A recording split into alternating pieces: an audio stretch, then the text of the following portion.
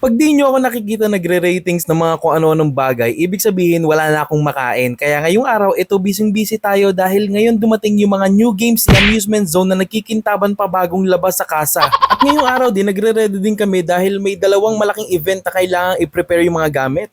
Busog na naman ang bulsa ng kuya mo. Nakikita nyo ba yan? Sobrang sikip, parang ikaw nung 16 years old ka pa lang. Tapos meron pa natira dun sa loob ng kwarto, oh. Paano ko ngayon lalabas yan? Tapos dyan sa taas kami nagbibimbangan.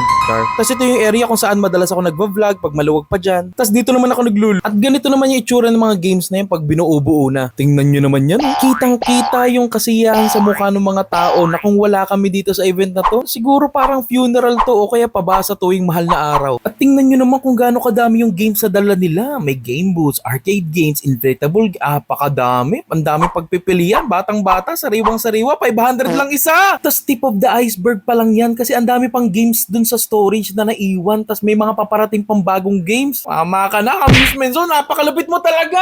Kaya kung naghahanap ka na magpapasaya sa'yo bukod sa jowa mong red flag, andito ang amusement zone para maging masaya ang mga guests mo sa iyong next event. Sabi ko nga, di ba, kahit funeral pa yan o pasyon, because we bring fun to the funeral at show to pasyon.